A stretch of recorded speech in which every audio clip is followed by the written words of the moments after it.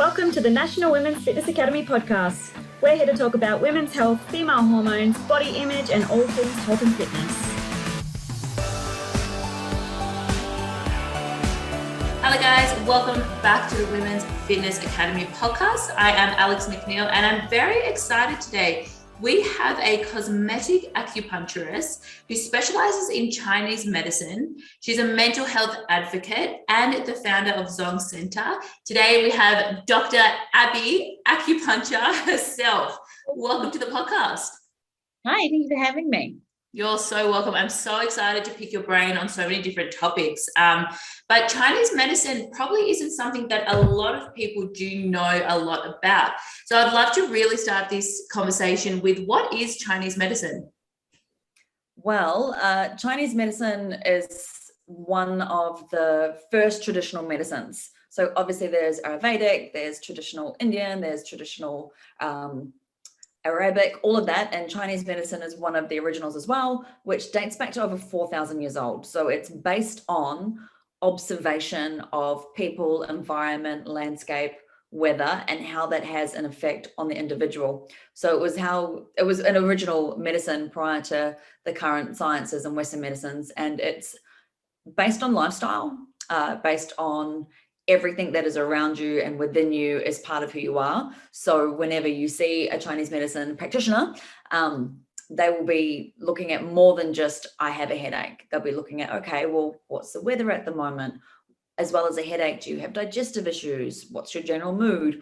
All of this is part of the headache, not the headache itself. So it's a really fabulous holistic medicine that encompasses everything. And what I love about where Chinese medicine is today is it is a fantastic standalone therapy, but it's also amazing at being integrated with your Western medicine prescription, or if you're seeing a naturopath at the same time, because it's part of the picture. It never segregates anything that's part of your life. So it's fantastic. It incorporates acupuncture. It incorporates cupping and dry needling and scraping and wet cupping. And these also have lots of connotations with Ayurvedic medicine. It also has connotations with Arabic medicine. They have wet cupping as well in their traditions. Chinese medicine also incorporates herbs, whether you boil them up, eat them raw, dry them out. It incorporates your diet and the seasons of the food. It incorporates movement and it incorporates emotions. So for me, it's an entire lifestyle, which is why you can always find a benefit in whatever discomfort or imbalance you're having. Yeah, totally. And there's so much involved with it. And something what I've been learning about and that I love so much about Chinese medicine is that it does look at the big picture on what is going on, internally and externally, which I think and I feel does get missed a lot. And it's something that we talk about a lot in injuries. You're injured, you're feeling pain somewhere else, but a lot of the time that pain's coming from something else that may not be working as effectively or efficiently. And that's essentially exactly what you're doing as well. Definitely. And that's how Chinese medicine acupuncture is different to dry needling. And I do a lot of education on this, and I try not to get on my high horse about it, but I paid a fuckload for my education and I had to do so many supervised hours to be where I am and still be called a quack. So we have to do minimum 2,000 hours supervised in acupuncture alone before they'll even let us register. And we pay huge registration and insurance and malpractice fees to be doctors of Chinese medicine. So for acupuncture, it's different to dry needling in the fact that, for example, dry needling, you might have bicep pain and they will needle the area. They've quite often done only a weekend course and they've only learned location. They don't understand the pathophysiology behind the points of what they're doing. So we go, if you've got bicep pain, well, hold on a minute. What is your scap doing? What's your neck doing? What's the compensatory or somewhere else? But actually it might be a Fey or a lung condition or a large intestine condition because that's the meridians that run through it. So you might have bicep pain, but you also might have constipation and this weird breathlessness issue, which is actually the contributing factor to that pain. And that's where Chinese medicine is far more holistic in our approach to an injury than say, just stab where it hurts. We can do that. Like that's not hard. Totally. That's so interesting. Yeah, I love that. So what would be like a common test that you would do? Say you had a client who was showing, say, for example, bicep pain. What would be some common tests that you would do to identify what could be happening in his or her body? So first of all, we have to not think like Western. Testing is isolation. Mm-hmm. We don't isolate anything. So first of all, we wouldn't test. We would come back and we would go through, we normally have 10 series of questions, which is hot or cold in general to the person and the body, taste, sleep, digestion, mood. Like we have a huge array of questions that we ask first. We take the pulse, which is not your radial pulse. It's different. It's more kinesthetic than that, where we read the 12 different meridians and how they correlate to each other and the relationships of the internal systems. And we read that through a pulse, 3 by 3 across and 3 by 3 deep. And so we can see how the Fey or the lung system and the gun or the liver system are interacting with each other and what that balance will be doing, in combination with looking at the tongue to understand nutritional deficiencies and or excessive. Chinese medicine doesn't recognize that. So we look at like the coat of the tongue, the color of the tongue. We would say, is there heat in this area of the body? Is there not enough blood in this area of the body? Is the blood stretched? Because for us, blood is an organ, a philosophy, and a fluid. It's not just, red that comes out the body. So for a bicep condition, we would be still asking, how's your sleep? Are you stressed? Did you scream at someone today? Do you want to scream at someone today? Are your feet cold? Have you had a poo today? Is pooing easy? Where are you in your cycle? Was it actually a trauma, or did you just wake up uncomfortable? Quite often you can have an injury and it's not from a specific trauma. It could be overuse, or because, for example, that system is deficient, the whole meridian or the whole area of it is deficient. If you think about it literally and you wanted to microscope it, if you had a pulled bicep that, for example, went through the lung or Fey channel, your breathing would be different because your scalenes are working differently because you're stressed. So you've got cortisol, your brain's releasing more cortisol, so you're breathing only in the upper lobes of your lung, your scalenes are doing more work. Of course, that's going to have a follow-on effect to your bicep. That's going to pull everything over. For us, that completely makes sense for the lung channel. So if you breathe deeper, or we worked on the diaphragm because maybe it's come from a bloating issue and the diaphragm's constricted, and then we release the lungs and we soften the scalenes and the diaphragm can really digest your food, then you're going to be getting more nutrients to the synovial fluid in the joint. You're going to be getting more oxygenated blood to repair or prevent injury. You don't get that just needling a bicep. So that's kind of where I would say we're superior. And I quite like the little attitude that we get with it because, fucking worked hard to get there. And it's 100%. Such a good piece of medicine. Yeah. And what you're saying really makes sense, right? When you really break it down and you put all those, yeah, totally. So something that you do talk a lot about and you briefly touched on earlier is mixing modern medicine with Chinese medicine. And it's something that you shared on your story, I think yesterday. If you guys aren't following Abbie, you definitely should. We'll leave her contact details at the end. But you shared that it is a very difficult time at the moment for a lot of people, and you've seen a lot of people back on things like antidepressants and using modern medicine, which you encourage for certain people during certain times. What would you say to people right now who may be having to go down those sort of avenues, given everything that's happening with lockdowns and the craziness of the world right now? Yeah. So, for example, we're in Melbourne in September 2021, and we're in our 200th lockdown. We've officially taken the title of longest lockdown in the world, still with curfew. So for that, there's a few things that I really would love to convey. The other thing that I love about Chinese medicine is most of our lecturers, because in China, if you train in China, you also have to have an MD in order to practice Chinese medicine as a specialty. In Western countries, it's not the same. It's its own health degree of its own. So all of my lecturers were either surgeons or GPs, as well as specializing in Chinese medicines, because prior to that, I was a naturopath. And I found that as a naturopath, I was educated that I could do everything on my own. I was kind of educated that naturopathy was the only way, natural or nothing. And so when I learned Chinese medicine, I was like, oh my God, antipsychotics are the best things ever fucking invented. And let's, make sure people are safe. So with the Chinese medicine comes in with that, and with the lockdown being an absolute mindfuck, my perspective is lots of people who may have been on antidepressants previously have worked their guts out in order to get their brain chemicals and their internal trauma to a level where they can maintain it and feel comfortable and feel happy. with the current lockdown and the current way that things go for the human brain is once we're flushed with cortisol in your frontal cortex, for stress more than 3 months is classified as chronic. And if you're not given a finale or an end date, even people in jail have an end date to work towards or parole date to work towards. The system can't process uncertainty indefinitely. It just creates more and more perpetual stress. So the stress release of hormones has not slowed down and has no reprieve. And we're also not getting spontaneity or dopamine or any other happy hormones with how we would normally have stress relief. Like you can't go to the gym and high five someone and then sweat your shit out. Not that I would ever understand what that feels like. I'm just relating. I wouldn't be doing that. I'm like dying without surfing is my thing. So my perspective on it is a lot of clients at the moment in my clinic are fucking struggling. They're disassociated. They're losing their brains. There is no end at the light of the tunnel. And that's where we are huge advocates for getting on your antidepressants again, getting a prescription for a light antidepressant, because at the bare minimum, any reprieve is something. And they can keep you safe. It doesn't mean that it has to be for long term. There's no judgment. Like it's fucking hard. You've had 18 months, 2 years of continual gray streamlined into your brain. What if we could just add a little bit of white? So at least, you know, you're off white instead of gray black. And then you can start to make a plan since the baseline is taken care of.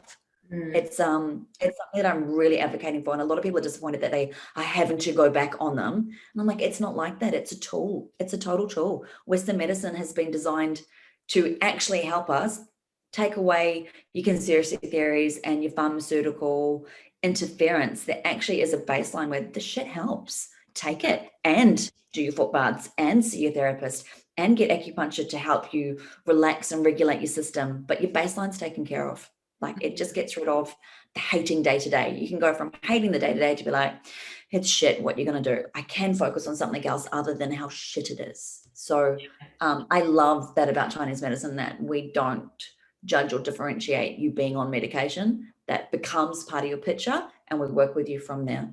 I'm loving the relationship with GPs that we have at the moment in order to keep people well. I absolutely love that. And I love that you are such an advocate of getting people to that baseline and taking that stigma away. You obviously talked about antidepressants yesterday, and you talked about as well enjoying good fucking food, like yummy food you enjoy. Yes, food.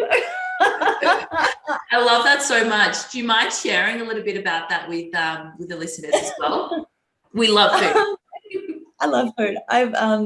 Strangely, I have a very specific demographic and clientele. So obviously at Jogging Centre, I have a few practitioners because I'm not everyone's cup of tea. If you're offended by swearing, I'm not your fucking person. If you're a hardcore vegan, we're going to have a difference of opinion, and I'm going to explain constantly why I think that you should have a more broad spectrum lifestyle. But I tend to attract a lot of people who ironically are really into powerlifting or bodybuilding, and I don't fucking understand it. I'm just like, couldn't you just lie down? But I do find a lot of young women especially that have come to powerlifting or bodylifting and haven't been coached appropriately, have been screened properly, actually have huge underlying dysmorphia, which is rife in any fitness industry, but also might have a background of binge eating. Or a background of self-loathing or self-harm. It's really common. And so when Chinese medicine doesn't recognize calories and doesn't recognize nutrients, we recognize fresh, seasonal, local. But also when you're educating people on their menstruation and their hormones, the body fucking knows. And we're not all designed to be a chihuahua. Like, that's gross. It's not how it works. And your body does fluctuate, week by week, day by day, meal by meal. And so especially for my clients that we're trying to break the stigma of food or what they're doing, the best way to binge is to share it, because presently in lockdown, the only joy and chemical serotonin that we're getting is from food. Food is our flavor. Food is our way to have nostalgia. The chemicals release waves so that you can have memories or a little bit of joy. And it might be 3 seconds, but relish those 3 seconds.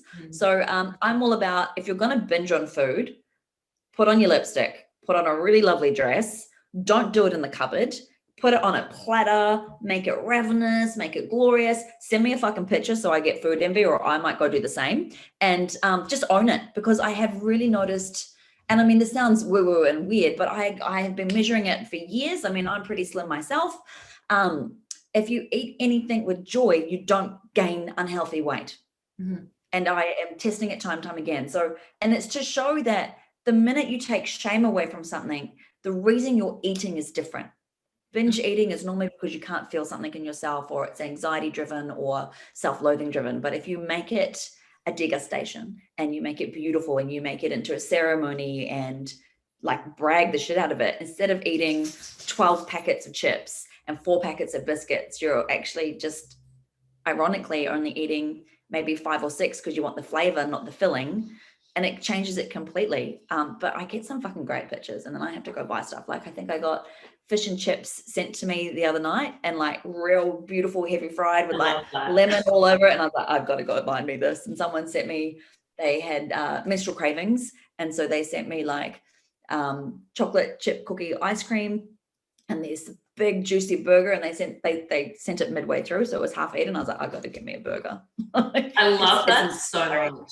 Yeah, and it's such a great approach. And I guess a lot of our listeners are new in the fitness industry, and you know, having clients come to you that do have a history of binge eating, or maybe they don't have the best relationship with food. Sometimes it's hard to not go into that therapist mindset. We're not therapists, and we always refer out, obviously, if it's not in our lane. Yeah. But saying to your client, you know what? Put on some lipstick, put on your favorite dress, give yourself a bit of self-love and enjoy that fucking meal. I love that. That's such a great approach.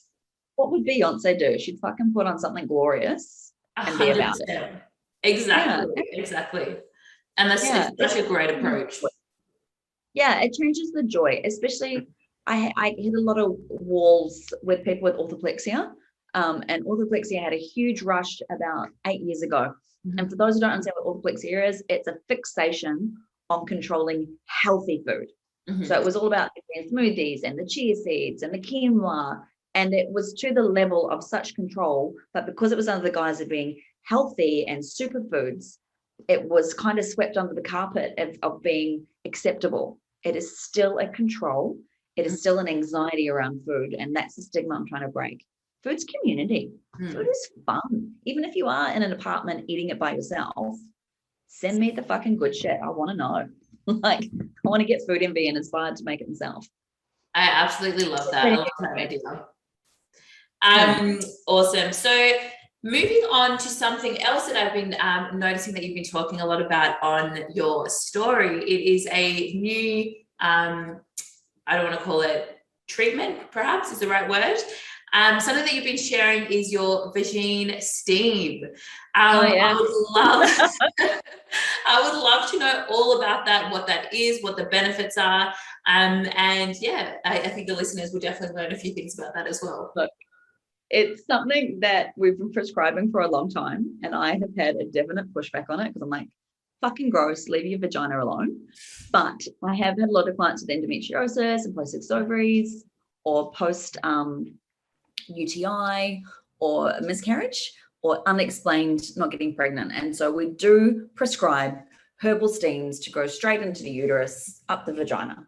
And so previously I was like, it's just a bit too woo for me. I understand logistics. So I ventured on the internet and shared my journey of my first Vagine Steam, which I was not comfortable doing initially, but now that I've done it, I think I'm converted. So a vaginal steam is with prescriptive herbs from a Chinese therapist. Please don't use essential oils. They are caustic. No. And the vaginal wall, if you're a fanny owner, a vaginal wall is extremely sensitive, very sensitive. It's an internal mucosa. Essential oils do not go on the internal mucosa. Full stop. Don't care if you're at the top of your multi-level marketing essential oil company, get fucked. Don't put them in your body. Anything that is an essential oil can go topical, but not internal. Fight me on it. I'll find you later. It's a conversation I have all the time that make a lot of my clients really ill, and I have to bring it back to show them that. So the herbs are prescribed, you steam them, and then you can spend lots of money buying a lotus seat or a yoni palace stump, whatever. I just put mine in a pot and then put it in the toilet, made sure, like, we've all got a vomit pot. This is going to be my fanny pot. I won't be making couscous in this. Because in my brain, someone said, oh, I was going to use a ice cream container. And I thought, well, ice cream container's got corners. This is circular, and like the seat of the toilet can sit on it. So then my tush is comfortable. So what it's really good for, depending on the blend that you get, is like if you get period pain, if you've got cervical cramping, which can be quite common with women with endometriosis or post-birth, if they've had to be sewn, sometimes you just want some flushing in the area. It's really good for restoring your bacterial flora within your vagina, because it's got its own special mucosa. It has its own special bacteria. And that's why we don't advocate necessarily washing internally, or Americans do a lot of douches and we're like, no, let the inside take care of itself. It's really good for post-UTI, or if you get lots of thrush. Some women are really prone to UTIs before their period and thrush around their period. So it's really nourishing for that, and it increases a lot of blood flow through the area. So I would say do a steam, and if you've got a boo around, go have some fun, because it's all plush and plump and smells fucking amazing. It really upset me how good it smelled. I was like, oh, this is really fragrant and feminine, and it's really nice. But yeah, like when I sat on it initially, I was like, it's really I can only describe it to when you first get your hooch waxed and the wax feels really nice. You're like, this is delicious. And you're like, I shouldn't be having these thoughts when someone's down there that it's not sexual. And they're like, but it's really lovely. I'm a convert. It's just a really nice internal process. And if you really need to take time out to tune into your body, what else are you going to do? You're going to sit there. I'd recommend not doing it on the internet. Take a book, have some self-reflection time. It was really enjoyable. So I am now far more comfortable saying, hey, a vaginal steam is actually really lovely. And I think I'm going to go Vagine Steam and like bubble baths. Those are my self-care things now, I reckon. Yeah, I love that. I love that. Also, you're normalizing these things, because that's such a beautiful act of self-love as well. And something that you can give back to yourself. And that has all those benefits, as well as just taking that time out just to look after your body. Well, we take herbs. We take herbs internally. Yeah. Like I will boil them and drink them, especially if I'm feeling a bit sluggish with food, or I'm feeling like a fucking mole. I'll take some. I'm not quite at the level yet of tipping my yoni cup into my garden. Like I'm working my way up to that level of extra. And in my head, that's what vaginal steams were. Like I was like, just going to jump on the commune and, yodel at the moon. That's what I had connotated it before, but it's actually just really lovely. Yeah. So I take back my judgment. And if you guys haven't picked up already, Abbie is very straight to the point, very blunt and direct. And this is what we love about her. So if it was not something that she would advocate, she would definitely not be so positive about it, I could imagine. No, definitely. I'm very vocal if I don't like something. Yeah, exactly, which we love. So we've touched a little bit on periods, but I'd love to talk a little bit deeper into hormones, and I guess the philosophy behind your emotional well-being and your hormones, and how that works intertwining Chinese medicine. Cool. So that's a huge encyclopedia question to answer, and try to succinctify it for podcast bites. So hormones also affect men. That's the same cascade and the same, and I want to preface this before I go into my answer. It's the same with trans people as well. So if you're previously male, now female, or previously female, now male, in Chinese medicine, there's a male pulse and a female pulse. And when we're working with hormone interactions there, we try to balance it to what you want your transition to identify as, not necessarily what it already is. So for example, if you're a male transitioning to female and a female pulse and hormones, we would say that there are 5 phases, or 4 phases in a 5th phase of menstruation. So if you're transitioning into a female, we would then work with the moon and where you should be at that point, because you will have fluxes as the progesterone and estrogen change. And same with if you were previously a female but identify as a male, we would be trying to balance those 4 phases to being as stable as just a baseline testosterone with a little bit of estrogen in that. So with the hormones and your emotional well-being, Chinese medicine has always identified that you will never be the same person twice. Like you never step into the same river twice, because it's always moving, and it's the same with your hormones. So for example, we don't think that PMS is normal. It's common. It's not normal. You shouldn't be batshit angry before you menstruate. You shouldn't be wanting to cry all the fucking time. That goes to show that there's an imbalance in your system. So rather than fight this or say that it's wrong, work with your system in advance to having these outbursts. So for example, one way of describing PMS in a Chinese context or Chinese diagnosis, and for background there, we've got 14 to 20 different diagnoses for a common cold, which come down to, are you cold, are you not cold, what color is your sputum, what color is it not? And then when it comes to a migraine, we've got another like 20 fucking diagnoses for that. Do you have a cold feet, are you pooing? And then when it comes to cancer, we've only got 2, lump or not a lump. So when it comes to a PMS diagnosis, this is where it can get very difficult to think Western when we try to explain it in Western terms. One version of PMS is called Ganzhuizhu, which is like liver system blood deficiency, which means you're about to menstruate. Your body knows it's about to lose blood, but you're probably got a bit of anemia in there. You probably haven't drunk enough fluid. You probably haven't looked after yourself in a Chinese context well enough for your system, and your body's about to lose its shit because it can't afford to lose more blood. So you are thin, you're widely strung, anything's going to fuck you off, and you want to see blood. There's another version where you're fucked off, but you don't want to see blood. So quite often when someone's in that rage of PMS, I go, do you want them to hurt? And that's, do you just want to yell at them? Do you want to out, or do you just actually want to inflict pain? And those are 2 different types of PMS there for me to help diagnose. And if they want to inflict pain, that's another conversation that I'm really happy to get into privately, not recorded. I don't want any incriminating evidence. And so that would be because you don't have enough blood. So you're completely deficient. You're more likely to get period pain in your legs and lower back with this diagnosis. So working back from that, if that's happening at day, say it's a 30-day cycle and that's happening at day 25, I would be going, right, day 17, let's get some red meat into you. Let's get some bone broth. Day 20, bitch, you need a wine every night. We need to like soothe the liver in advance to you being strung out. And then if that's not enough, it's definitively your life choices. Is it a shitty fucking boyfriend? Is it a crap friendship that's involved? Have you got no boundaries with your work? Is that actually what the issue is? And you haven't got the tools in advance to be like, this is not working for me. And that would be the other aspect of looking after your emotional well-being. Is it also actually maybe you're working too hard? Are you not sleeping? Like, are these things a precursor factor to building up to the PMS? It's not always at the point of, which is why we wouldn't necessarily advocate going on a contraceptive pill in order to navigate the mood swings. Well, the mood swings isn't just because of that one phase of your period.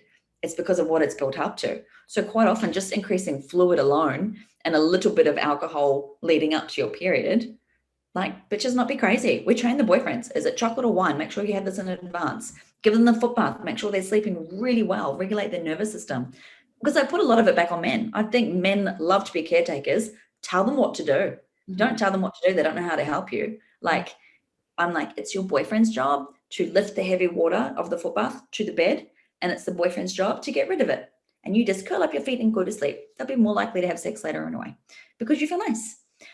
So from the emotional perspective, that's part of it. If you're super weepy, say at ovulation, or you're super weepy at menstruation, again, what's deficient? What have you not looked at? It's okay to cry. Like, crying is a great stress relief, but if that is your go-to, Chinese medicine doesn't recognize individual hormones. We don't recognize progesterone, estrogen, follicle stimulating hormone. We don't recognize it that way. We recognize it as blood building, yin phase. Ovulation is the complete flux of yin to yang. That's why it releases. And then the yang waning, yin waning, bleeding. And so it's always in constant relation to one another. So if in a yin phase you're crying too much, then that's excess yin. Why are you losing all this fluid crying? It means prior we haven't nourished your internals. You maybe haven't eaten enough. Again, are there lifestyle implications that you actually need to get rid of some shit people in your life? Is that what it is? Is it grief and trauma at a young age that maybe this is your body telling you, hey, we've got stuff in here we need out. Can you please help us? It's always a symptom. It's never anything the body displays is never the problem. It's never the cause. It's always the end of the cascade. And again, that's where I love, cool, here's a somatic-based psychotherapist, here's a psychologist, here's a witch because you be crazy. We've got everything. We've got it all there.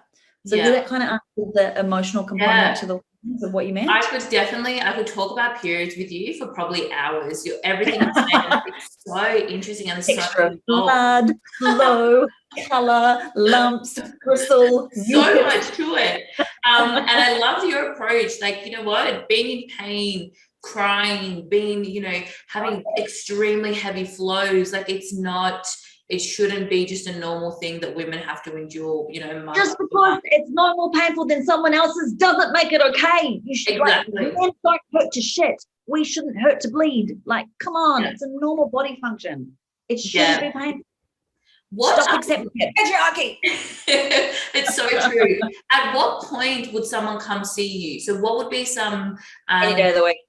Yeah. Anytime. It doesn't matter. So if you get a painful period, you can see us at the point of pain. Like your first appointment could be, I'm bleeding right now. Bitch, get on the table. Let's sort this shit out. And quite often, if someone, a trans person who now identifies as a woman, if they come on our table and they're having a period that they haven't had in a long time, there's a lot of emotional connotations there that need to be dealt with because they don't want to be identifying as menstruating. So we need to make sure that all of that's looked after. Mm-hmm. You can come at any point. You can come when you're bleeding and it's hurting and we can work with the cramps then and there. You can come a week before you menstruate. The general treatment plan for anything hormonal. So if you have painful periods or endometriosis or polycystic ovary syndrome or adenosis or oh God, the words have all lost me because I got hyped up. Absent of periods, painful periods, dysmenorrhea. You're looking at minimum 3 months of treatment. So the Chinese treatment plan for that is 3 moons to rectify a period. And if you look at that, well, it's 100 days to recorrect your gut biome. It's 100 days for your skin turnover to be adequate and healthy. So that's generally about 100 days to retrain your hormones to do something different. And you're looking at weekly. We love some things to be twice a week, but if you don't have the money or the lifestyle, then you deal with it as you go too. Because Chinese medicine originally was a preventative medicine. Mm-hmm. It's originally was like you go regularly to stay well. The Chinese practitioner in relation to the environment around you should be able to tweak little systems in order to make sure that you're well with whatever is oncoming. And then if you got sick and you went to the practitioner, it was free by them because they hadn't necessarily negated what was coming on. So with period pain, come any fucking time. Bloating, come any fucking time. Who can be fucked waiting? Like, I ain't got time for this shit. Yeah, that's so interesting. And I guess, you know, I could ask you so many questions. It's such a deep topic and there's so much more to cover and we're going to run out of time. But a lot of our listeners are new in the industry. So a lot of them are studying their certificate 3 and 4 or their master fitness trainer course. And, you know, these courses are amazing because they do cover hormonal hormones and PCOS and endo and a lot of other things, which is amazing. But how would you, or should I say, what would you recommend for a trainer or a coach in the industry if they wanted to intertwine Chinese medicine or your services? How would you recommend they would do that for their client? So what would be an example of a client that a trainer was coaching and they then had to refer that person onto you, or how would you work together with a personal trainer? What we have in our clinic is any of our clients that are going through competition. Mm-hmm. So at Zhuang Center, if you're going through comp prep or preparation, or you've changed coaches, or if I think your coach is shit, I will call it out. Especially if you've had a history of binge eating or food dysmorphia, I will ask you to fire your coach if they are not adequate. Mm-hmm. With that, because my first priority is keeping you safe. Mm-hmm. We do work with coaches, very generically, mind you. For example, I don't care about your diet plan. Mm-hmm. I do care about what foods are balanced in it. I do care that there's room for you to indulge if that's what your body needs at that point. And it's not that we would ever interfere with your diet plan. We might go, hey, instead of having all this brown rice, can we just change some of it to be a bit white rice based or rice noodle based, because the brown rice is actually giving you the bloating. That we would work through it that way. If they wanted to work with us, if the coach specifically wanted to refer a client that they saw needed more results, they would just contact the clinic and go, hey, this is my client, or the client would come and say, this is my coach, and we would email either their treatment plan that the coach has made up for them, and we may write some tweaks that we would, after we've seen the client a couple of times, what we would do. But quite often we would ask that you leave the prescriptions to us, because we have done a lot of training in what the prescriptions interact with, and not all protein shakes are necessary for women, nor, as you would know, are built the same. Like protein shake, unless there is definitive calorie deficit and definitive balance in the diet, isn't necessarily the best way to go. And that can be where we sometimes ring the trainer and go, hey, this is what we're working with. How can we work together? Otherwise, I would say, please stop feeding people smoothies. If you're a coach, stop feeding women smoothies. Make it warm. Please get rid of coconut water if you're in Victoria, because it's fucking cold and then they're getting bloating and it's making everything slow down. Just make the smoothies warm or vegetable based, or just please stop making things cold. There's one piece of advice for you guys. Not make it cold. And the reason being is because cold slows down digestion. Cold slows down the transference of the nutrients becoming blood quicker, faster, warmer. A lot of people that are on raw-based diets or excessive salad-based diets or excessive juice-based diets, it's cold, raw, damp. And that's why you see the fluid retention, the water retention, because literally that's what you've eaten. Yeah. Literally. So we want easy in, easy energy, easy expenditure, easy burn. So if you look at a toddler, they eat cooked, mashed food, cooked rice, cooked vegetables, a bit of mush stuff. They shit like troopers. Their brains are still growing. And can you slow a toddler down? No. And they grow. So it's easy assimilation of what have you. And so that kind of goes against every nutritional education anybody's ever been given. But that would be something we'd ask to incorporate. We know that you need to have a certain amount of protein. We know that that's really important to snack frequently. We would just ask, please, can it be warm and not everything be fucking quinoa and brown rice, because it drives me mad.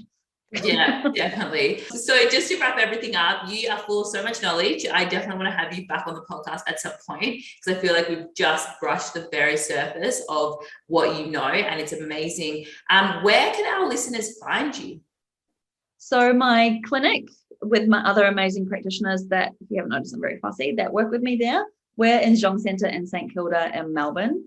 I have a website if you're after some online content where you might do some courses with me, or you can find me on Instagram, Dr Abbie Acupuncture, or again, our website, zhongcentre.com. It's all on the one platform and someone will answer you because I'm shit at admin, but it's the easiest way to get in contact. Please be aware though, I can't answer a health question from Instagram. It's not appropriate. You'll have to go through the clinic. Love to chat with you, but until I've met you, I don't know you. So that's something I get a lot. I can imagine. Thank you. It's been great chatting. Thank you so much. Thank you so much for coming on and sharing a little bit of your knowledge. I think our listeners are going to get so much out of that. And, like you said as well, having working with someone who does specialize in Chinese medicine as a personal trainer could be an extra tool in your toolbox that you can use. I think you have so much knowledge, you have such a broad understanding of the human body and such a different way of looking at things, that the more educated we can become as personal trainers and coaches, I think the better. And I love working with people like you. And I'd love to get to know more as well, and continue my education in Chinese medicine. Look, everyone needs a village. I think the whole best part about this industry is having a village, sharing it out, knowing your lane. Like I know my lane. Yeah. And to refer out of that. My lane is not cardio. Yeah. Thank you so much for being on. I'll see you very soon, and I'll let you know when the podcast is live. Great. Thanks, Alex. Thank you, Abbie.